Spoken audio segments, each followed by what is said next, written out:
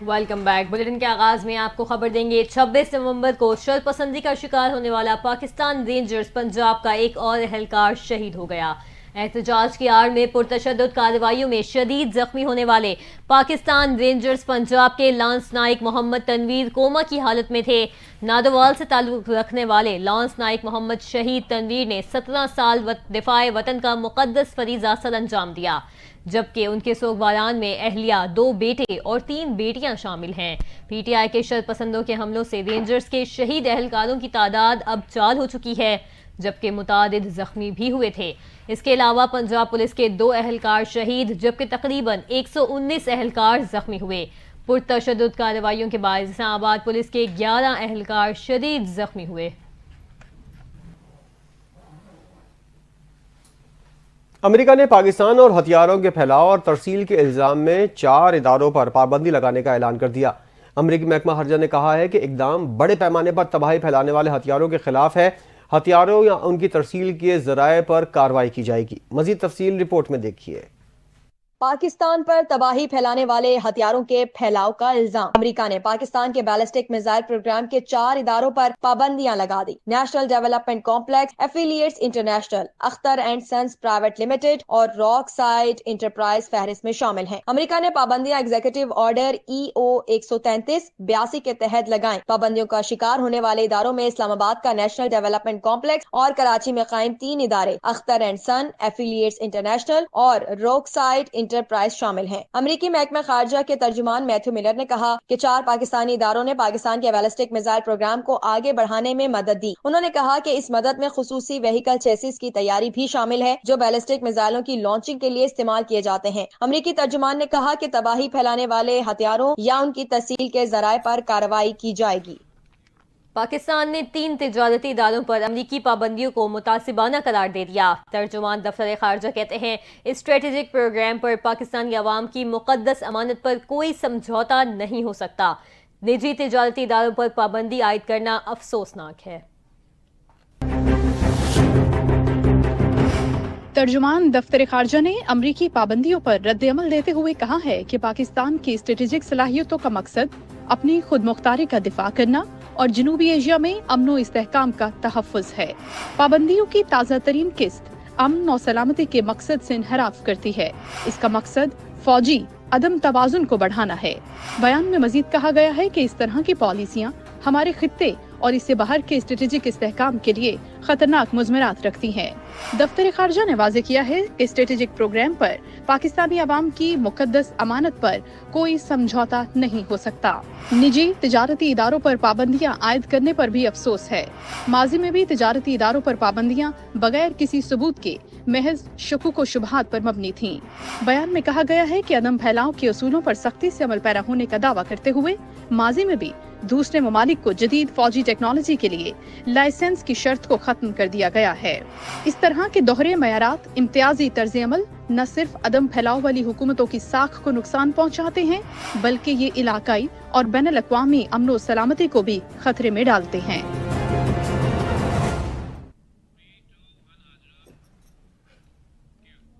پاک بحریہ کے سربراہ ایڈمرل نوید اشرف نے عمان کا دورہ کیا، جہاں انہوں نے عمان کے سرکاری اور عسکری حکام سے ملاقات کی ہے۔ ISPR کے مطابق سربراہ پاک بحریہ ایڈمرل نوید اشرف نے سلطنت عمان کے شاہی دفتر کے وزیر، commander Royal navy of Oman اور کمانڈر نیشنل ڈیفنس کالج سے الگ الگ ملاقاتیں کی۔ ملاقاتوں کے دوران بحر ہند کی سیکیورٹی صورتحال اور مشترکہ دفاعی تعاون پر تبادلہ خیال کیا گیا۔ ISPR کی جانب سے بتایا گیا کہ نیول چیف نے بحری قزاقی اور اسمگلنگ کی روک تھام میں پاک بحریہ کے کردار پر روشنی ڈالی۔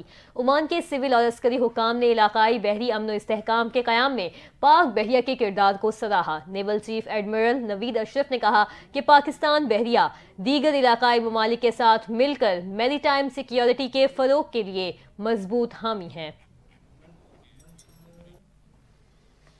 وزیراعظم شہباز شریف نے غزہ اور لبنان میں اسرائیل کے قتل عام کو رکوانے کا مطالبہ کر دیا۔ غزہ میں جنگ بندی کے بغیر خطے اور دنیا میں امن ممکن نہیں۔ انہوں نے کہا غزہ میں فوری جنگ بندی کا مطالبہ کرتے ہیں۔ قاہرہ میں D8 سربراہ کانفرنس سے خطاب کرتے ہوئے انہوں نے کہا کہ D8 رکن ممالک کے لیے نوجوانوں کو بااختیار بنانا اہمیت کا حامل ہے۔ SMEs ملازمتیں پیدا کرتے ہیں، مقامی کاروبار کو فروغ دیتے ہیں۔ نوجوان چھوٹے اور درمیانے درجے کے کاروبار اور معاشی ترقی کے ایک کلیدی محرک ہیں۔ وزیر اعظم شہباز شریف نے انڈونیشیا کے صدر سے ملاقات کی، جس میں باہمی دلچسپی کے امور پر تبادلہ خیال کیا گیا۔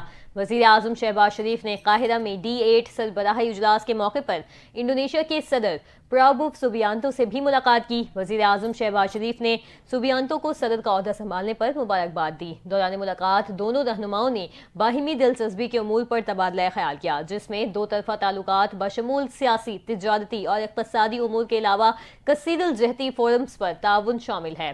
اقتصادی اور تجارتی تعلقات کو مزید مستحکم کرنے کی ضرورت پر زور دیتے ہوئے دو طرفہ تعلقات کو برقرار رکھنے کے لیے قریبی رابطے میں رہنے پر بھی اتفاق کیا گیا۔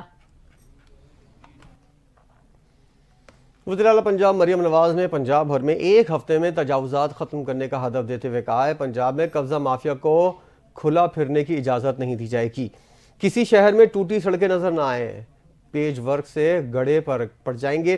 وزیراعلیٰ پنجاب کی زیر صدارت اجلاس میں صفائی، ہیلتھ، ایجوکیشن، پرائز کنٹرول اور آؤٹ سورس اسکولوں کی مانیٹرنگ کا جائزہ لیا گیا۔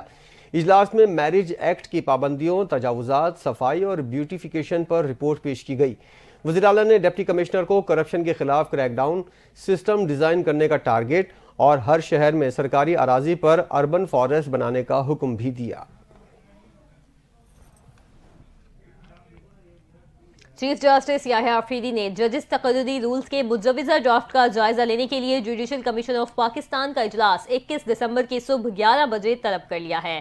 جوڈیشل کمیشن کا اجلاس سپریم کورٹ کے کانفرنس روم میں منعقد ہوگا۔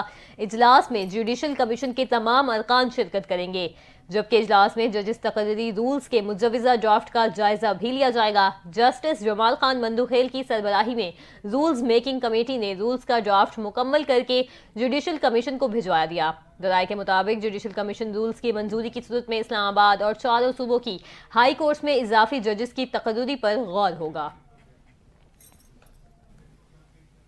پیپلز پارٹی کے سینئر رہنما رضا ربانی نے بیلسٹک میزائل پروگرام میں مدد کے الزام پر امریکی پابندیوں کی شدید مذمت کرتے ہوئے ایک بیان میں کہا کہ امریکی سامراج کو سمجھنا چاہیے پاکستان تو پھیلی ریاست نہیں ہے، امریکی پابندیاں امتیازی اور جانبدارانہ ہیں۔ انہوں نے کہا امریکی پالیسی خطے کے امن اور استحکام کو نقصان پہنچا سکتی ہے، ایسے اقدامات کسی بھی طرح پاکستان کے میزائل پروگرام کو متاثر نہیں کر سکتے۔ رضا ربانی نے کہا کہ شہید ذوالفقار علی بھٹو نے پاکستان کے پرامن جوہری پروگرام کی بنیاد رکھی تھی۔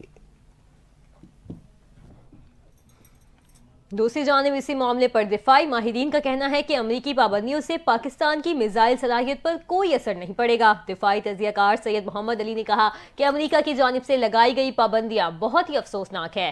ہمارا میزائل پروگرام ہمارے انجینئرز کی دن رات محنت کا نتیجہ ہے۔ ان کا کہنا تھا کہ بھارت کا کمانڈ اینڈ کنٹرول سسٹم بہت ہی نازک ہے۔ مریخ کے قریب ان کا ایک میزائل آ کر گر گیا تھا، جس پر ہمارے ہمسائے کو پوری دنیا میں شرمندگی کا سامنا کرنا پڑا، اور ان کے پاس یورینیم کسی کباڑیے کے پاس بک رہا ہوتا ہے۔ سید محمد علی نے کہا کہ ہمسائے ملک کا ہدف صرف پاکستانی نہیں بلکہ امریکہ بھی ہو سکتا ہے۔ یہ تاریخ کی بہت بڑی غلطیاں ہیں جو بائیڈن انتظامیہ اپنے آخری دور میں کر رہی ہے۔ دیگر خبریں شامل کرتے ہیں۔ آپ کو بتائیں راولپنڈی کی انسداد دہشت گردی کی عدالت نے GHQ حملہ کیس میں وزیر اعلیٰ پختونخوا علی امین گنڈاپور اور سابق وزیر خارجہ شاہ محمود قریشی، سینیٹر شبلی فراز سمیت مزید 14 ملزمان پر فرد جرم عائد کر دی، جبکہ ملزمان کا صحت جرم سے انکار۔ اس کے بعد سماعت 21 دسمبر تک ملتوی کر دی گئی۔ انسداد دہشت گردی عدالت کے جج امجد علی شاہ نے GHQ گیٹ حملہ کیس کی اڈیالہ جیل راولپنڈی میں سماعت کی۔ بانی PTI علی امین گنڈاپور، شبلی فراز، شاہ محمود قریشی، شہریار آفریدی سمیت درجنوں ملزمان عدالت میں پیش ہوئے۔ اس کے علاوہ شہریار آفریدی، کنول شوزب، شبیر اوان، عمر تنویر بٹ، تیمور مسعود ملک، سعد علی خان، سکندر زیب، فہد مسعود، زہیب آفریدی اور راجہ ناصر محفوظ پر بھی فرد جرم عائد کی گئی۔ PTI کے ممبر سلمان احمد کو پارٹی سے نکال دیا گیا۔ چیئرمین PTI بیرسٹر گوہر نے انہیں نکالنے کا نوٹیفیکیشن بھی جاری کر دیا ہے۔ تفصیلات جانتے ہیں اس رپورٹ میں۔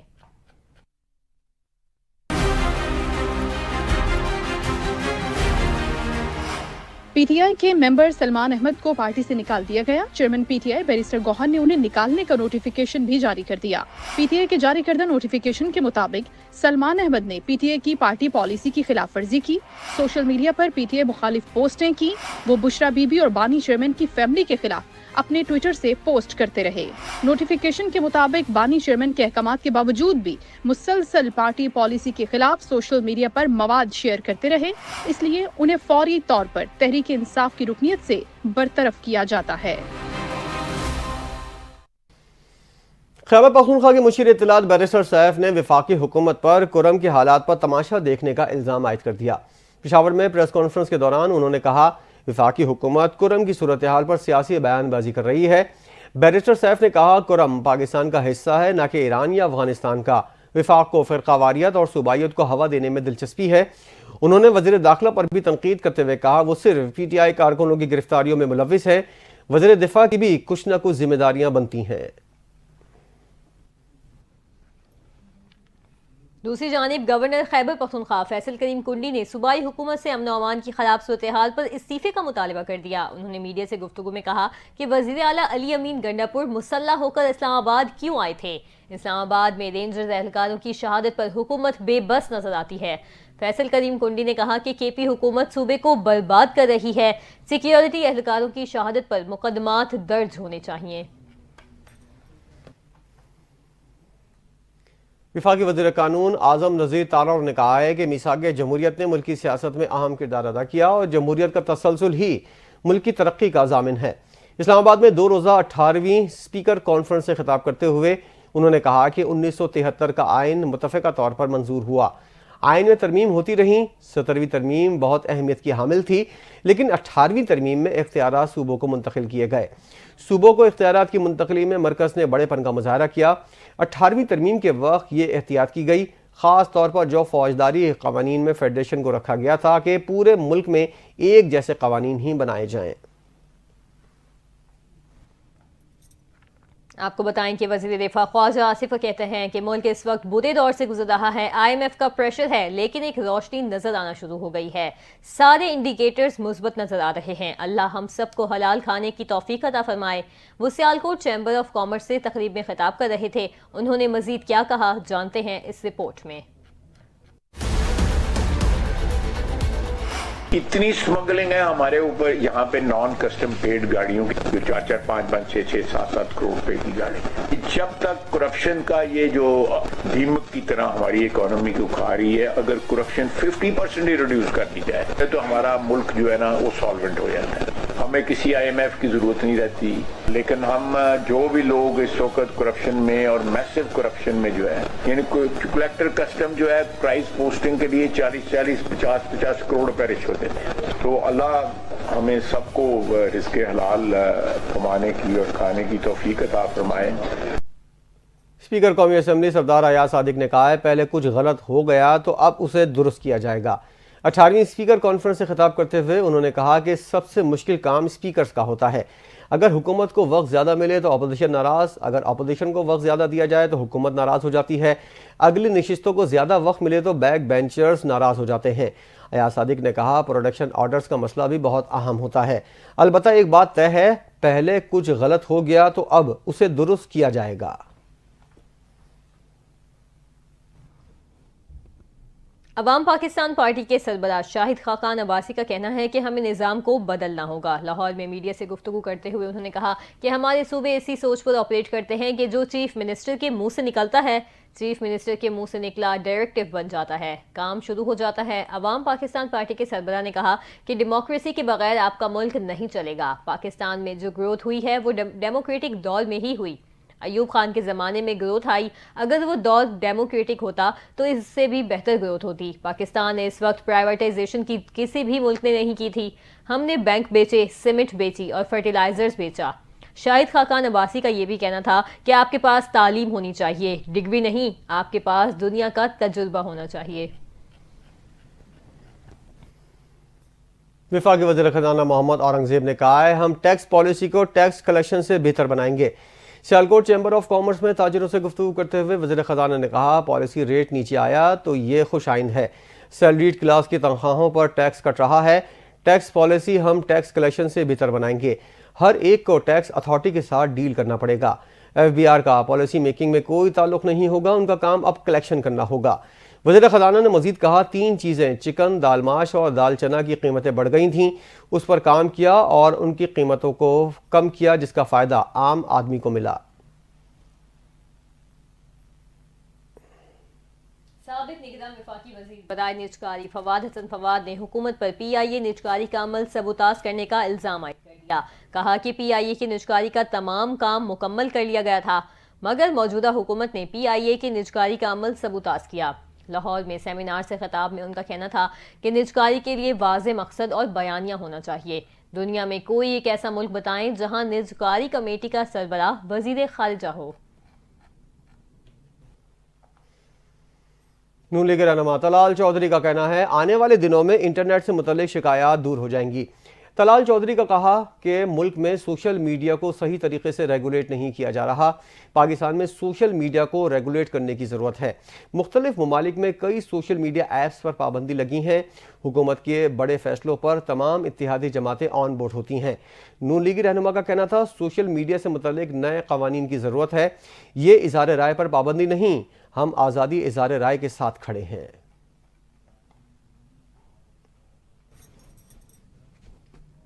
लाहौर हाई कोर्ट ने पाकिस्तान तहरीक इंसाफ की दरख्वास्त पर बड़ा फैसला सुनाते हुए उनको बजरिया वीडियो लिंक पेश करने का नोटिफिकेशन कल अदम करार दे दिया। अदालत ने महकमा दाखिला के वीडियो लिंक पर अदालत पेशी के नोटिफिकेशन को गैर कानूनी करार दिया। जस्टिस तारिक सलीम शेख की सरबराही में 2 रुकनी बेंच ने तफसीली तहरीरी फैसला जारी किया, जिसमें कहा गया कि कानून के मुताबिक इस मामले को काबीना के सामने पेश किया जाता। दहशतगर्दी कानून के तहत इनफरादी तौर पर इसका नोटिफिकेशन जारी नहीं किया जा सकता। फैसले के मुताबिक होम डिपार्टमेंट ने काबीना की मंजूरी के बगैर वीडियो लिंक पर पेश करने का नोटिफिकेशन जारी कर दिया। ATA के तहत जुराइम इंतहाई खतरनाक होते हैं। अदालत ने फैसले में कहा कि आइन मुल्जिमान के बुनियादी हुकूक की बात करता है। जिस्मानी रिमांड में मुल्जिमान को वीडियो लिंक पर पेश करने से बुनियादी हुकूक मुतासिर हो सकते हैं। फैसले में यह भी कहा गया कि ATA के कानून में कई तरमीम हो चुकी हैं। विभाग हुकूमत ने के इलेक्ट्रिक के मल्टी एयर बेस टैरिफ तजवीज़ की सख्त मुखालफत करते हुए फी यूनिट टैरिफ को कम करने का मुतालबा कर दिया। विफाकी हुकूमत ने मल्टी एयर टैरिफ तजवीज़ को कराची के बिजली सार्फिन पर गैर ज़रूरी करार दिया। बेबुनियाद बोझ करार देते हुए कहा कि लागत को बढ़ा चढ़ा कर पेश किया जा रहा है।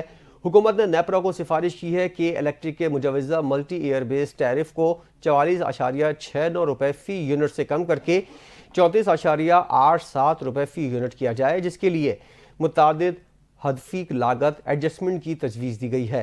पावर डिवीज़न ने नेपरा को मशवरा देते हुए कहा है कि इलेक्ट्रिक ने अपने अखराजात को बढ़ा चढ़ाकर पेश किया, गैर हकीकी सरमायाकारी का तखमीना लगाया गया है और पुराने मालियाती मफरूज़ों पर अपनी हिसाब किताब की बुनियाद रखी है। दस्तावेज़ात के मुताबिक KE की दरख्वास्त को उसकी ऑपरेशनल सलाहियत को मुतासिर किए बगैर काफ़ी हद तक कम किया जा सकता है। यूनान कश्ती हादसे में जाँ बहक पाकिस्तानियों की मजमूई तादाद 40 तक पहुंच गई है। यूनानी कोस्ट गार्ड ने रेस्क्यू ऑपरेशन खत्म करके लापता अफराद को मुर्दा करार दे दिया है। तफसीलात इस रिपोर्ट में जानिए। यूरोप जाने के सुनहरे ख्वाब समंदर की बेरहम लहरों की नजर हो गए। यूनानी कोस्ट गार्ड ने कश्ती हादसे में दर्जनों लापता अफराद को मुर्दा करार दे दिया। गार्ड ने तारकीन वतन की तलाश के लिए रेस्क्यू ऑपरेशन खत्म कर दिया। बेहतर मुस्तकबिल की तलाश के लिए निकलने वाला सफर आखिरी बन गया। यूनान कश्ती हादसे में जाँ बहक पाकिस्तानियों की मजमूई तादाद 40 तक जा पहुंची। यूनानी जजीरा क्रीट के जुनूब में 3 कश्तियां उलटने के वाक़े में 47 पाकिस्तानियों को बचा लिया गया था। रिपोर्ट के मुताबिक कश्ती में 83 अफराद सवार थे, जिनमें 76 पाकिस्तानी, 3 बांग्लादेशी, 2 मिस्री और 2 सूडानी ड्राइवर थे। कश्ती के 39 अफराद को रेस्क्यू किया गया, जिनमें 36 पाकिस्तानी थे। यूनान के करीब 13 और 14 दिसंबर की दरमियानी शब कश्ती उलटने के वाक़े में हलाक व लापता होने वाले बेशतर तारिकीन वतन का ताल्लुक पाकिस्तान से था। न्यू दादू शुगर मिल्स में ओमनी ग्रुप और महकमा सेहत सिंध के इश्तराक से 2 रोज़ा मेडिकल कैंप का इनेकाद किया गया, जिसमें हज़ारों अफराद का मुल्क चेकअप और क्लीनिंग भी की गई। तफसीलात इस रिपोर्ट में।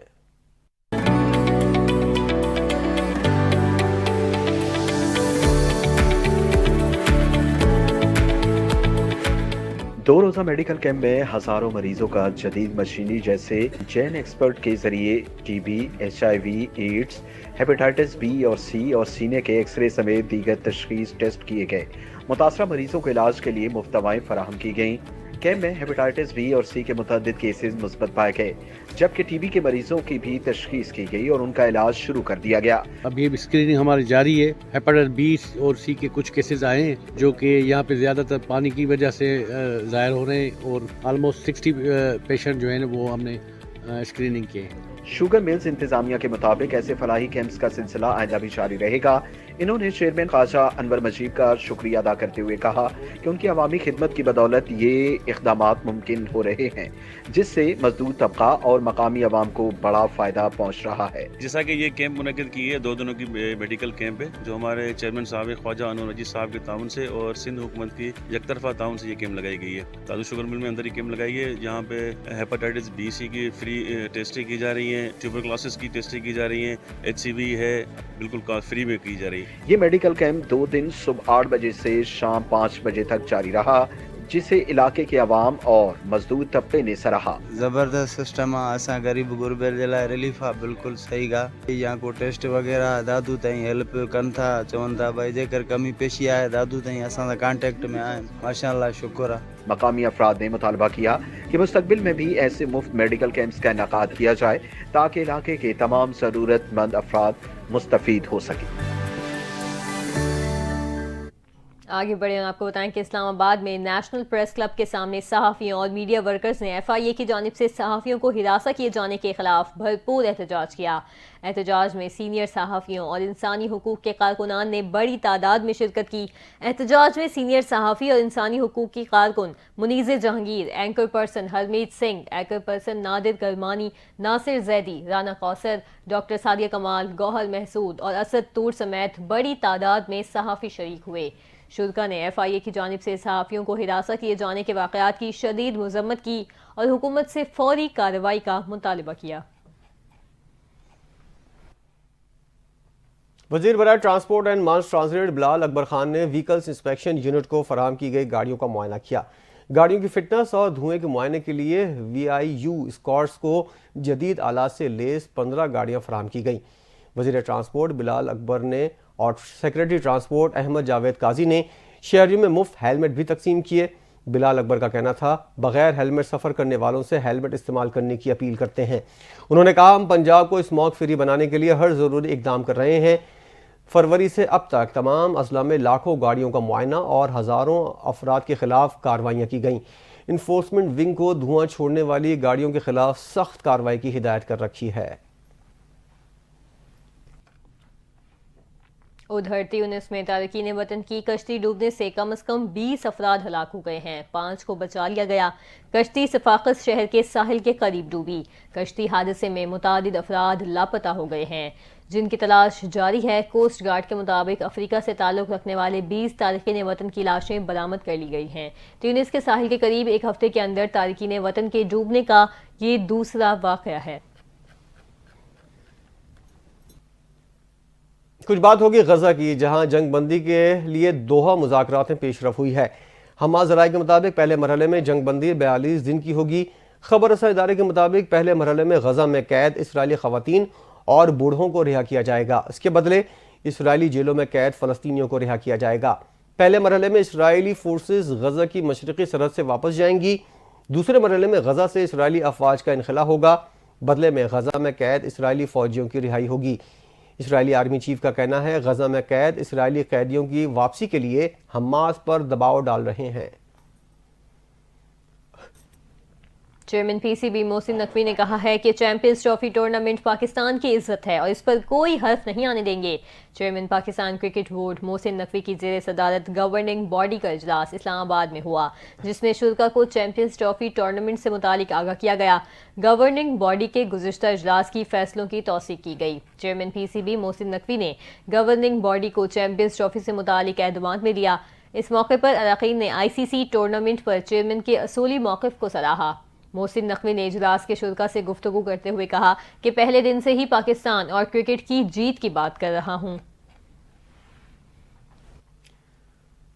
اہم خبر ہے، آئی سی سی بورڈ نے پاک بھارت فیوژن فارمولے کی منظوری دے دی ہے جو champions trophy, women world cup اور T20 ورلڈ کپ پر نافذ ہوگا۔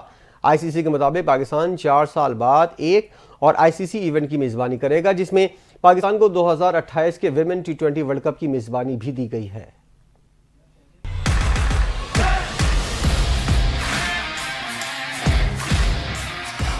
آئی سی سی بورڈ نے پاک بھارت فیوژن فارمولے کی منظوری دے دی جو champions trophy, women world cup اور T20 ورلڈ کپ پر نافذ ہوگا۔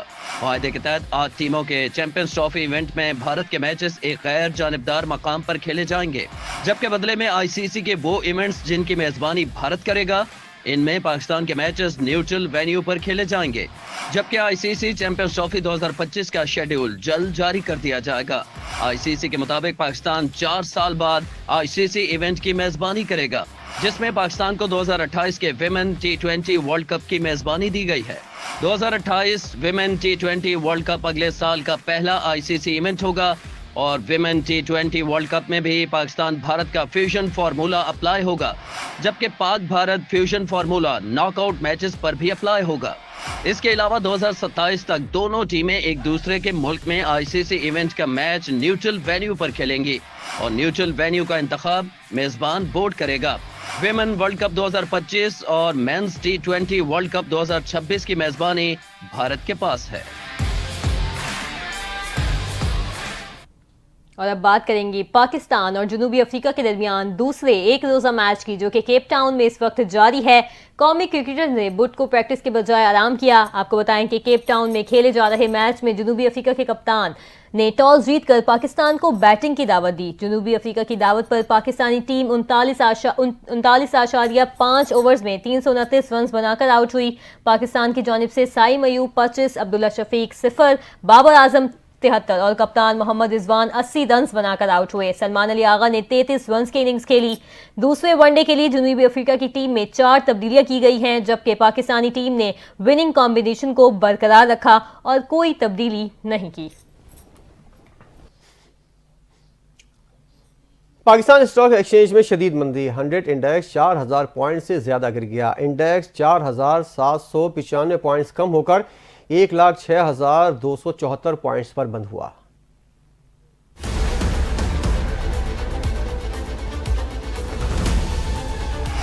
پاکستان اسٹاک ایکسچینج میں آج بھی شدید مندی دیکھی گئی اور 100 انڈیکس 4000 پوائنٹ سے زیادہ گر گیا۔ اسٹاک ایکسچینج میں کاروبار کے مسلسل تیسرے منفی دن 100 انڈیکس 4795 پوائنٹس کم ہو کر 1,06,274 پوائنٹس پر بند ہوا۔ کاروباری دن میں 100 انڈیکس 5,807 پوائنٹس کے بینڈ میں رہا، جبکہ انڈیکس کی آج کم ترین سطح 1,05,937 رہی۔ بازار میں آج 1.16 ارب شیئرز کے سودے 56 ارب روپے میں طے ہوئے، جبکہ مارکیٹ کیپٹلائزیشن 541 ارب روپے کم ہو کر 13,603 ارب روپے ہے۔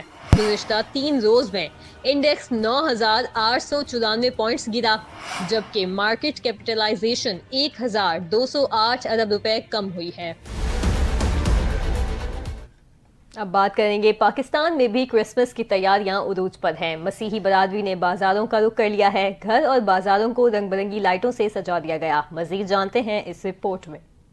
کرسمس ٹری کی سجاوٹ ہو یا بچوں کے لیے تحفے، جیسے جیسے کرسمس کا دن قریب آ رہا ہے، پاکستان میں بھی مسیحی برادری کا جوش و خروش بڑھتا جا رہا ہے۔ سجاوٹی اشیاء، سینٹا کلوز کاسٹیوم اور کرسمس ٹری کی مانگ میں اضافہ ہو گیا ہے۔ کرسمس میں گرجا گھروں کی سجاوٹ بھی قابل دید ہے۔ گھر، بازاروں اور گرجا گھروں کو ٹمٹماتی لائٹوں سے سجا دیا گیا ہے۔ مذہبی تقریبات کا سلسلہ بھی شروع ہو گیا۔ اپنے مذہبی تہوار پر مسیحی برادری پاکستان کی سلامتی کے لیے بھی دعا گو ہیں۔ ان کا کہنا ہے، پاکستان ہے تو ہم سب ہیں، چاہتے ہیں کہ ملک ترقی کرے اور لوگوں کے مسائل حل ہو جائیں۔ مسیحی برادری کا کہنا ہے کہ یسوع مسیح کی پیدائش کا دن سب کے لیے خوشیاں لے کر آتا ہے۔ کرسمس کا تہوار خوشیاں بانٹنے کا نام ہے۔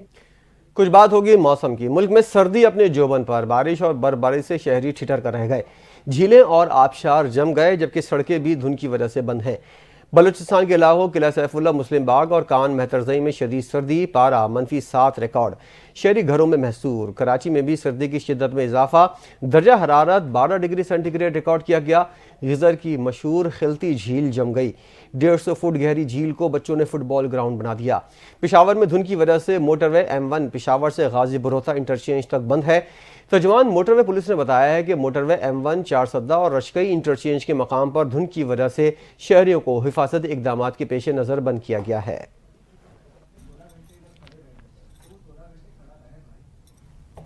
نیوز بلیٹن سے فی الوقت اتنا ہی۔ مزید خبروں اپڈیٹس کے لیے آپ دیکھتے رہیے NTN نیوز۔